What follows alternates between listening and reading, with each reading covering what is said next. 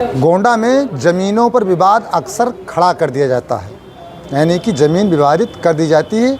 यह खबर कोई पहली नहीं है, कई सारी खबरें, चाहे ज़मीन घोटाले यानी कि लैंड स्कैम की खबरों से हमने शुरुआत की। इसके बाद तमाम सारे पीड़ित, तमाम सारे फरियादी हमारे पास आने लगे, संपर्क करने लगे और कई लोगों को न्याय भी मिला, अधिकारियों ने कार्रवाई भी की। इस समय हम जिलाधिकारी कार्यालय पर मौजूद हैं। आप देख सकते हैं डीएम साहब का कार्यालय है। फरियादी आए हुए हैं कौड़िया थाना क्षेत्र के भगाहरिया पूरे मितई गांव से। बहुत मशहूर गांव है, अच्छा गांव है, वहाँ के प्रधान जी ने बड़ा अच्छा काम किया है, इसलिए वह गांव मशहूर है। क्या समस्या है इनकी, इन्हीं से बातचीत करते हैं। भैया क्या नाम है आपका? मेरा नाम तालुकदार तिवारी है। मेरे पिताजी राजकुमार तिवारी हैं, जो निवासी ग्राम भगाहरिया के हैं। मेरा चक है जो है दानूवीर चौराहा पे स्थित मेरा गाटा संख्या 184 खेत है, जिसमें हम 1/2 के हिस्सेदार हैं। हमारे चाचा कौशल किशोर तिवारी ने अपनी हिस्सा की ज़मीन 2 बीघा बेची थी और बैनामेदार रामसजन पुत्र स्वामी दयाल ने गलत चौहद्दी दिशा डलाकर मेरे हिस्से की ज़मीन बेच ली है, जबकि मेरा मुकदमा न्यायालय में चल रहा है। मुझे न्यायालय पर भरोसा है कि मुझे न्यायालय से उचित कार्रवाई आदेश मिलेगा मुझे। और अच्छा, ये ज़मीन जो आपके चाचा ने बेची है, इसके बाद जिसको बेची उन्होंने बेच डाली? जी, उन्होंने बेच डाली, एक करके एक दूसरे का तीसरे को, इसी तरीके से वो 4 बार बैनामा कर चुके हैं। चौहद्दी चाचा ने आपकी चौहद्दी चाचा ने हमारी चौहद्दी नहीं दी, उन्होंने अपनी खेत दी थी, लेकिन उन्होंने दिशा गलत दिखाकर मेरा खेत बैनामा करा। गलत होता है। हाँ, दिशा गलत दिखाकर मेरा खेत बैनामा करा लिया।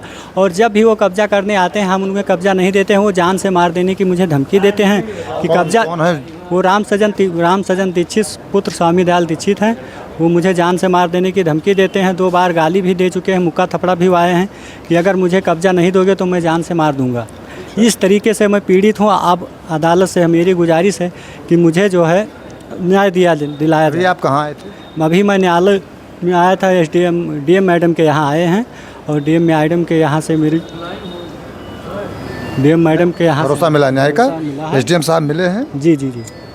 और प्रश्नोत्तरी भी आपके पास? जी, मेरा एसडीएम मैडम के यहाँ मुकदमा चल रहा है, जिसकी प्रश्नोत्तरी मेरे पास है, लेकिन एसडीएम मैडम वहाँ के लोग जो है मेरा साक्ष्य जो है नहीं दे रहे हैं। इसलिए मैं न्यायालय यहाँ डीएम के यहाँ आया हूँ कि मुझे यहाँ से कुछ न्याय मिलेगा।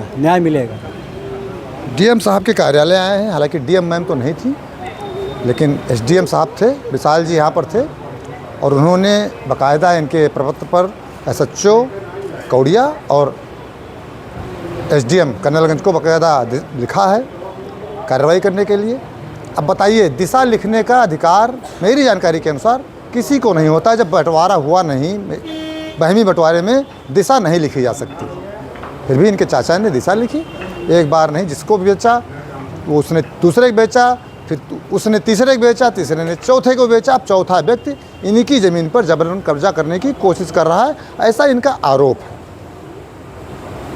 अब देखना होगा इनके आरोप में अगर सच्चाई है तो न्याय इनको कब तक मिलता है। फिलहाल आप लोग देखिए कि गोंडा में ज़मीन के विवाद, और ज़मीन कहीं जाएगी नहीं, ज़मीन यही रह जाएगी। आप परलोक सिधार जाओगे, लेकिन इसके बावजूद विवाद करना लोग नहीं छोड़ रहे हैं, कोर्ट कचहरी जाना नहीं छोड़ रहे हैं। लगातार हम खबरें भी दिखा रहे हैं। उम्मीद है कि इनके मामले में न्याय होगा। आप लोग देखते रहें गोंडा पब्लिक पोस्ट। और आपको बता दें, गोंडा पब्लिक पोस्ट यूट्यूब पर, इंस्टाग्राम पर, फेसबुक पर, सब जगह है। आप लोग जाके फॉलो करें, सब्सक्राइब करें और अपना प्यार ऐसे ही देते रहें।